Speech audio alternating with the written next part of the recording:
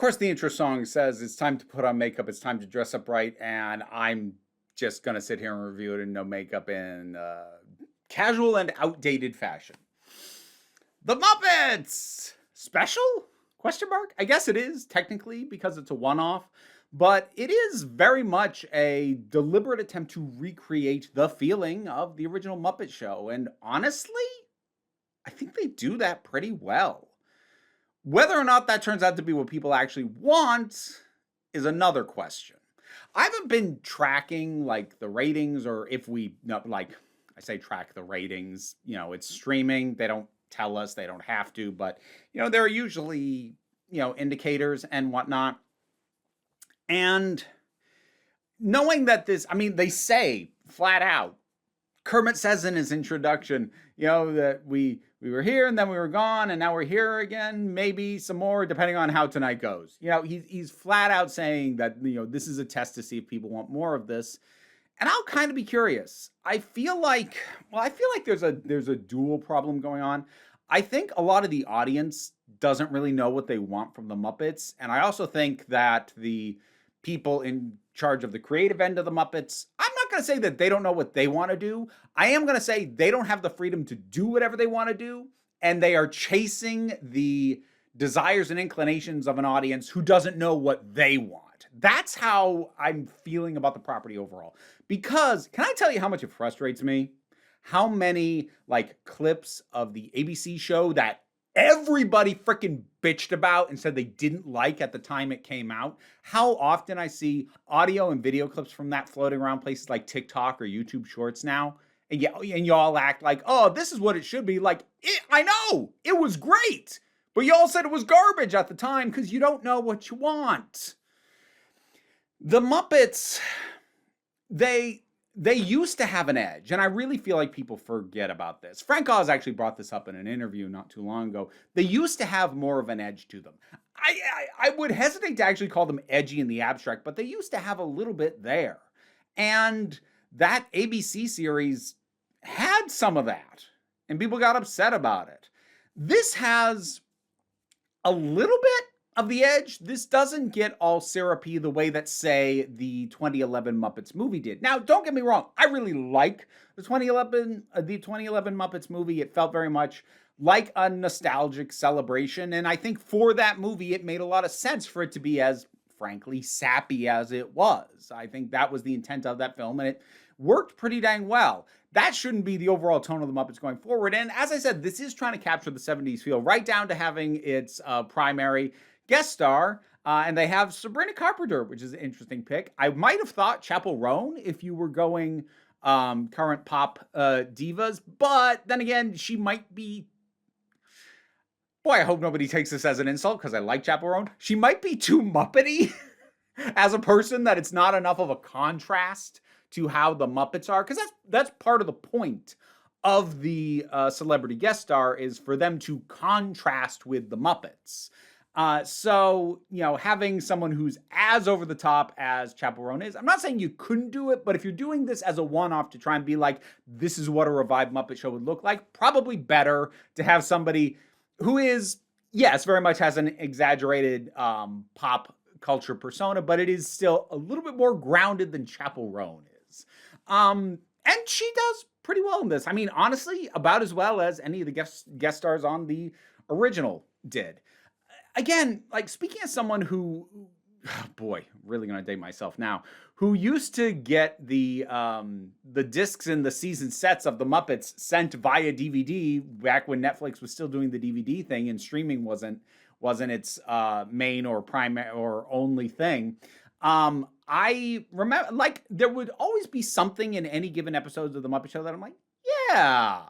And it might be funny, or it might just be kind of impressive in terms of the puppetry or the idea or the technicalities of it. But there'd pretty much be something every episode. If you were lucky, there would be multiple somethings in every episode that would get you, but not always. It's one of the, like any variety show, honestly, which is what it was modeled after, any variety show is gonna be kind of hit and miss, which makes this an odd choice as a revival for a one-off. Because the nature of a variety show is you kind of need the whole scope of it so that you can have that experience of going through and like, yeah, every episode's fun. Ooh, that bit though. That's yeah. I honestly I think Miss Piggy and Sabrina Carpenter playing off each other is probably the highlight, but there's some other stuff along the way that is that's pretty good as well. And I just love seeing the backstage antics as Kermit tries to juggle this crew of maniacs that he has to work with all the dang time. And they did a pretty decent job of capturing that, which I think is a real core part of any Muppet TV show, I'm going to say. Muppet Babies accepted. But like that was also something that was retained for the ABC show that I'll stop going on about. But seriously, y'all did that one dirty. You really did. Anyways, having him be the person trying to wrangle all the madness is kind of core to who Kermit is. And it's why he is sometimes allowed to crack and break and go, because he has to deal with all this all the time. So they capture that pretty well. And it has the kind of classic stuff that you would expect. It has a Muppet Labs bit. It has actually, there's something that's really funny, and I don't know if the effect that they got out of it is on purpose or not, but I did like it. So they have kind of a little bit of an extended sort of, what's the word? Period piece, like with the big powdered wigs and whatnot, with Piggy and with all the other pig characters as the other performers. The thing is, though, and again, I don't know if this was on purpose, but Miss Piggy's look has been updated repeatedly. I mean, subtly, not like a massive overhaul, but like over the decade, she's been subtly tweaked to be what she is now. And all the other pigs were a lot more in line with like the old school from the 70s pigs. And it was funny seeing her play off that because it just makes her look like she's had so much work done, as the rest are all like way more wrinkled and kind of scrunched up faces. And then there's her kind of like sheen.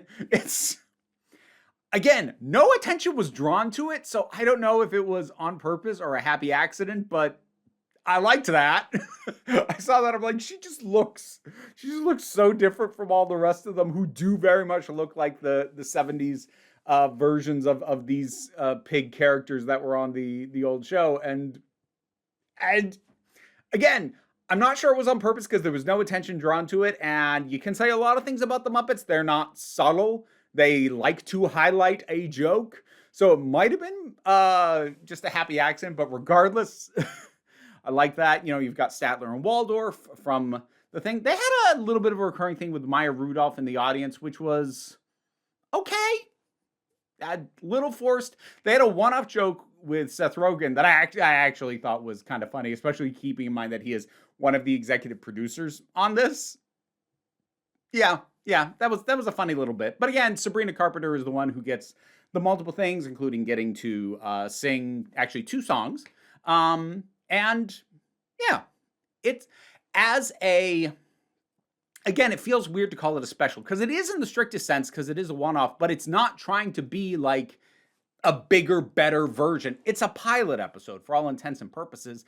So despite the fact that it's billed as a special, it feels kind of mundane, but in a way that would work if it was the first in an ongoing series, which it may or may not turn out to be. So it's in this weird ground where it functionally is a pilot. It's billed as a special, but it's not really doing anything to make it seem special, aside from like the very opening bit, which has sort of reminiscent music as Kermit works his way through, and they cap it off with a actually pretty good gag about diegetic music from Rolf. But other than that bit, it's mostly just straightforwardly a Muppet thing. Like there's a little bit of sort of going for a little bit more sappy bit at the end. It's not too overdone, and thankfully it leads into a Queen song, which Muppets doing Queen, always good. And yeah, it is a fun little thing that I would actually be happy if it led to a full season of this version of a revived Muppet Show where it's just bringing back the old format. I just don't know if it will, because it feels just like another episode of The Thing, which is good in my opinion, but also might not be enough. Because again, I feel like the Muppet audience doesn't know what they want. They say they want it to be like the old stuff, but then you put out something like this, and something in my gut tells me they're going to go, okay, this is too much like what we've seen before, though. So, I don't know. The Muppets! The Muppet Show! Whatever they called this thing.